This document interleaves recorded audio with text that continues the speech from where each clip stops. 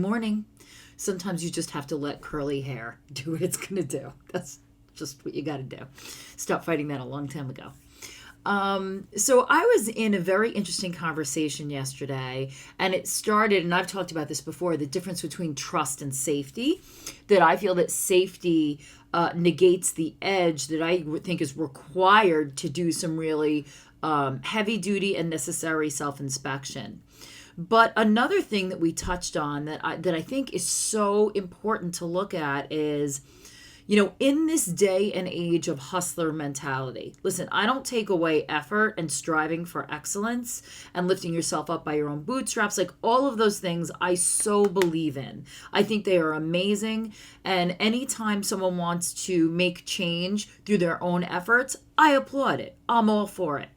However, the juice that I find many men that I talk to, I'm really speaking to men about this, that are like in that hustler mentality, what they think is like their oomph, their fire, their power is actually trauma, that they're feeding off their wounds for the fire and fury. Because what's underneath rage, right? So a lot of time energy and the thrust of energy is directed by rage. What is underneath rage? Pain. What's underneath pain? Wounds. So what happens is if you keep going back to the well of your wounds, it will work for a long time. You can dip in many, many times. A couple things. First of all, obviously you're not healing the wound. So your energy is always going to come from that place.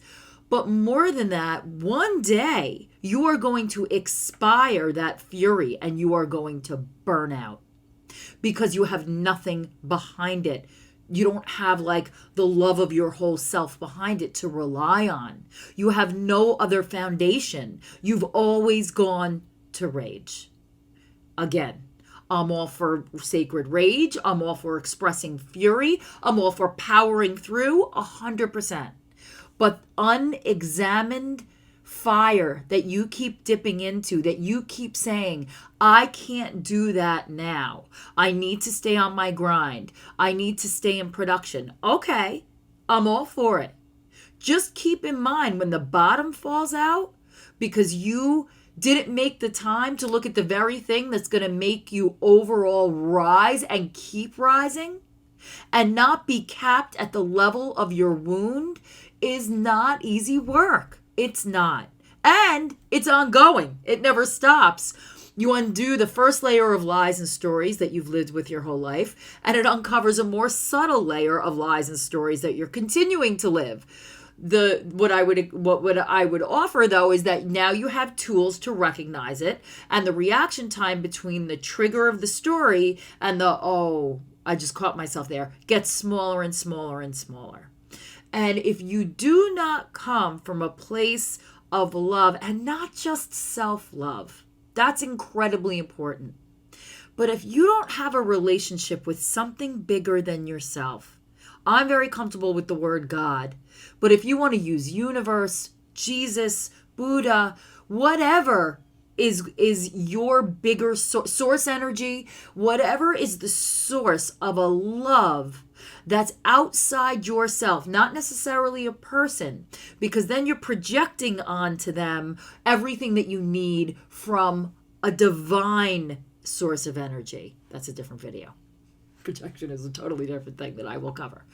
But today, what I just wanted to touch on is that raw nerve of people that are in high production and high pressure jobs and are amazing entrepreneurs are going back to the well and feeding off their trauma, not their power. Those aren't the same things. And if you're not taking the steps to go inward and heal the trauma, that power will never last. It will finally burn to an ember and then burn out. And then what? Then you're not going to be able to get out of bed. So I sound a little harsh, but I mean this so lovingly, that if you find yourself at odds, if there's tension in your body, if you're getting sick a lot, if you're feeling worn out and fatigued, yes, you're putting in long hours. So of course you need to balance. The balancing game is tough for women. It's tough for men. It's tough for everybody. But if you are not engaged in a little bit, at least the start of that inner work, you're going to burn down everything that you're working so hard to build. And I do offer that as a cautionary tale. I offer that as an invitation to start the process. I hope you found this useful, and I will see you tomorrow.